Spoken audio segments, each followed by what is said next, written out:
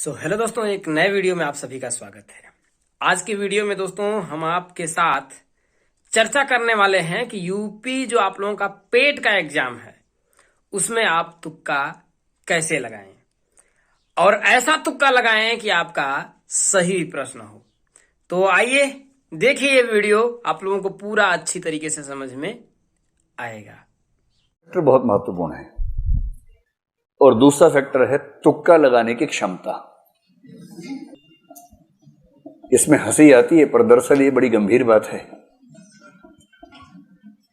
हंसी आपको तुक्का शब्द से आ रही है। दरअसल मैं बताना चाह रहा हूं कि तुक्का बहुत वैज्ञानिक वस्तु है। तुक्का बहुत यादृच्छिक या आर्बिट्रेरी मामला नहीं है, बहुत वैज्ञानिक चीज है।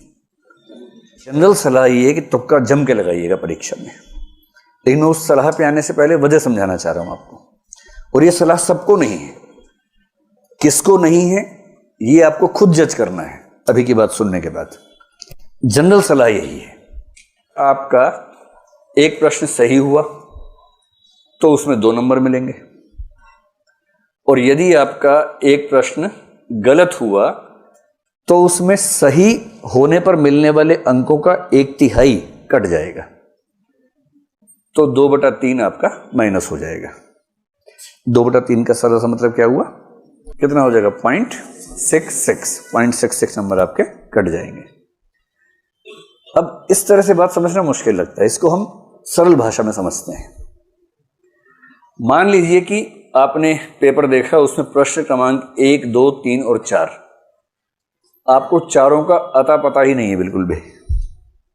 आपको यह भी नहीं समझ में आ रहा कि ये वही पेपर है जो मैं देने आया था, कोई और पेपर है, समझ नहीं आ रहा है, कुछ भी नहीं पता आपको उसके बारे में।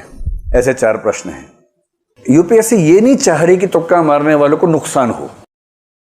कहीं कहीं नेगेटिव मार्किंग का पर्पस क्या होता है कि तुक्का लगाने वालों को नुकसान होना चाहिए। यूपीएससी केवल ये चाहती है कि तुक्का लगाने वाले को फायदा ना हो।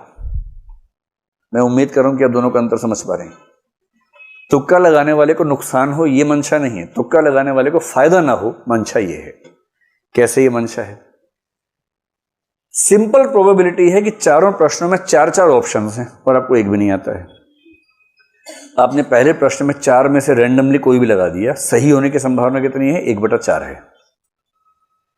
आपने चारों प्रश्नों में तुक्का लगाया, सही होने की संभावना कितनी है? 1/4 है। सिंपल लॉ ऑफ प्रोबेबिलिटी कहता है कि आपका 1 ठीक होगा, 3 गलत होंगे। 1 ठीक होने से 2 नंबर मिलेगा, 3 गलत होने से 2 नंबर कटेंगे, और इसका मतलब है कि आप 0 के 0 हैं। अगर आपने 4 प्रश्नों में तुक्के लगाए तो स्कोर आपका 0 ही रह जाएगा। इसलिए इन्होंने जो नेगेटिव मार्किंग की कसौटी रखी है कि 3 गलत प्रश्नों पर उतने ही नंबर कटेंगे जितना 1 सही होने पर कटते हैं, इसके पीछे का आर्गुमेंट ये है। इससे सरल सा निष्कर्ष है कि तुक्का लगाने से फायदा हो ना हो, नुकसान तो नहीं होता है। एक निष्कर्ष निकलता है ये वाला, तो नुकसान तो हो ही नहीं रहा इससे। अब भगवान करे कि मान लीजिए कोई तुक्का लगा 2 ठीक हो जाए बाई चांस, सोच के देखिए। अगर ऐसा हो जाए, मान लीजिए अगर ऐसा हो जाए, 2 सही होने पर इसको 4 नंबर मिल गए, मिले ना, जबकि 2 गलत होने पर इसका जो कटा है वो केवल 1.33 कटा है। और इसका मतलब यह हुआ कि अब ये बराबर नहीं है, अब इसको 2.67 मार्क्स का शुद्ध लाभ मिला है, केवल इस वजह से कि इसने 4 में से 2 तुक्के सही कर दिए। आप मेरी बात समझ गए? और यदि कोई तुक्के में इतना माहिर है कि 4 में 3 ठीक कर दिए उसने, 6 नंबर मिले, नुकसान कितना का हुआ? केवल 1 गलत, 0.66, 5.34 का उसको शुद्ध लाभ मिला। वो एकदम एग्जैक्टली बता देंगे। 40-45 के बाद तो एक गेम चलता है, गेम ऑफ एलिमिनेशन, जिसको हम सीधी भाषा में बोलते हैं तुक्के की प्रतिस्पर्धा। ज्यादातर सफल लोग वही हैं जो तुक्का अच्छा लगाते हैं। मतलब पढ़ते तो अच्छा है ही, अच्छी पढ़ाई के साथ साथ अच्छे तरीके से तुक्का भी लगाते हैं। तुक्का कैसे लगता है उसको समझे। तुक्का शब्द थोड़ा हास्यास्पद है, उसके पीछे की जो गणितीय विधि है हमें वो समझने की जरूरत है। अब अपने 56 की 112 है, एक तरीका और है।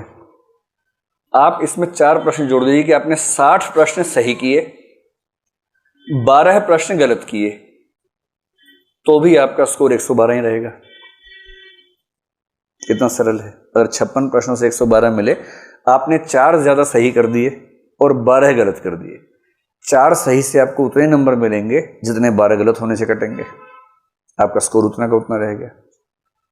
इसका और भी तरीका हो सकता है। आपने 65 प्रश्न सही किए और आपको 30 प्रश्न, 30 गलत करने का ऑप्शन मिलेगा, 56 चाहिए ना, नहीं 27 प्रश्न गलत करने का विकल्प आपको मिल गया और उसके बाद भी आपका स्कोर कितना है, 112 है।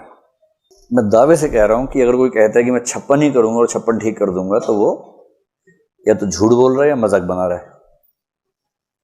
वो दरअसल इनमें से कोई ना कोई ट्रिक चुनेगा कि 60 सही करने हैं, 12 गलत करने हैं।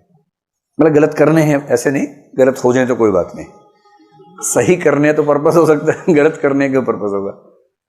65 सही करूंगा, 27 गलत हो, 92 हो गए, 8 प्रश्न छोड़ दूंगा।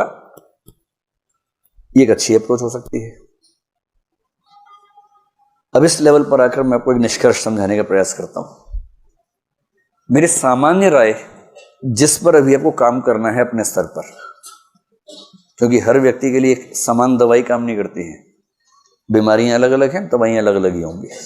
सामान्य राय मैं बता रहा हूं, सामान्यतः कम से कम 80 से 90 के बीच में प्रश्न अटेम्प्ट कीजिएगा। इससे कम करेंगे तो ज्यादा संभावना है कि प्रीलिम्स नहीं होगा। और इसका सीधा सा मतलब है कि छोड़ने का मामला लगभग 10 प्रश्नों पर ही होगा कि 10 को आपने छोड़ दिया। छोड़ना केवल उन प्रश्नों को है जिनके बारे में आपको रत्ती भर भी नहीं पता है।